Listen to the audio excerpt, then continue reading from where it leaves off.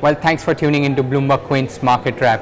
The Nifty regained the 9,900 mark after a 1% gap down yesterday. If you have a look at the intraday chart, it was a recovery all the way from the morning session. That said, let's bring in our guest, Mr. Hemen Kapadia, Senior Vice President at KR Choksi. Some market outlook from your end. 9450, 9700, 30 trading sessions. We gave a breakout, we cooled off, we took support just around 9800, 9830 was the support level. I think those are open for 10,000. How much more above that? By a very crude estimate, it comes to 10,200, but anything's possible. All right, 10,200, that's the word coming in from Hemen. But moving on, Shraddha, how did the individual constituents of Nifty perform?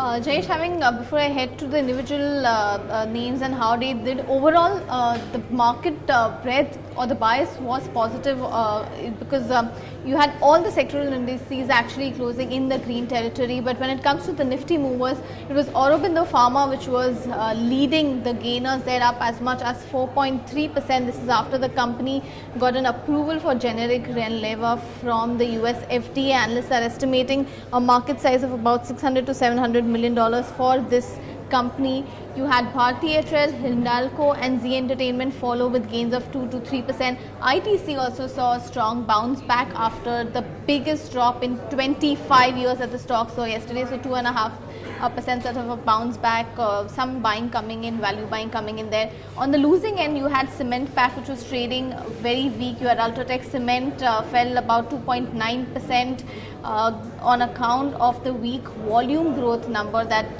came in, and they also gave a weak guidance as far as the volumes are concerned in the near term. That was followed by ACC, and even Ambuja Cements gave up as much as about 0.5%. Bharti Infratel and Infosys were among some of the other losers.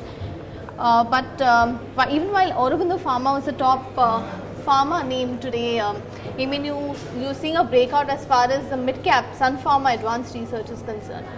Yes, Shraddha, I think 6 weeks of a sideways consolidation.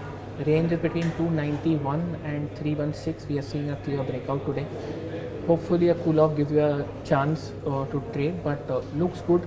And right now we have a slightly shorter term view, but if you look at the weekly charts, I think there is more headroom also, Shraddha. So short and medium term both, the stock has technically broken out, and I think on decline that looks like a good buy.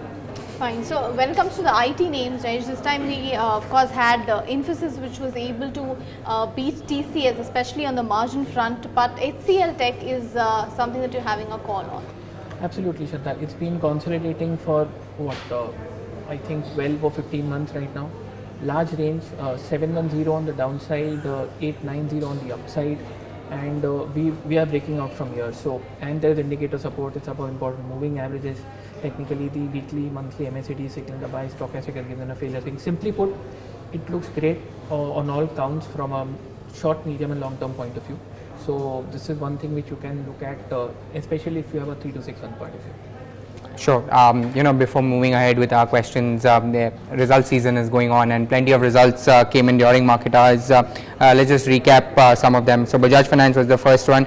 The profit grew by 42% to 602 crores. The NII was up 49% for that counter. Then we also had Havells reporting numbers, good to steady state coming in from Havells, where the EBITDA was down about 14%, but the revenue grew as much as 27%. Mastech, another counter which was locked in upper circuit, probably because of the results, because they saw a EBITDA jump of 24% and their margins expanded to 12.1% from 10% earlier in the earlier quarter. And then we had Sterlite Technologies also jump 8% as the Q1 net profit rose as much as 61% on a year-on-year basis. The other trend, Hemen, that I was observing today was in the cement pack. Most of the counters are declined, probably on the back of weak commentary coming in from the management of Ultratech. Do you have a call on any of those? Frankly speaking, an excuse for a correction. ECD faced resistance from its all-time high, so it was a bit wobbly. And if you notice, India Cement, ACC, even Abuja, Ultratech, all of them are slightly overbought. So I don't think this is going to mean anything significant. But yeah, I think sectors are playing musical chairs, and it's just a part of that. I don't think it's significantly, nothing has weakened on the weekly chart. So I'm not sure this is going to be a lasting thing. Maybe a minor correction. All right, but before going on to other questions, let's address how the mid-cap space actually closed. The index itself was up about 0.8%, but there were plenty of movers individually. So if you have a look at the gainers and losers, so we had the likes of JMT Auto gaining, locked an upper circuit of 20%, Sterlite Tech, as I was mentioning, on the back of good results, up 9%. Idea was up 9% odd. Then we had Timken India and GVK Power gaining more than 7% each. Amongst the losers, Videocon and Shilpi Cable seem to be back in that loser list, followed by HCL Infosystems down about 3.7 odd% with Aegis Logistics, and I was mentioning Ultratech Cement down about 3%. On the mid-cap index, it has significantly outperformed the Nifty.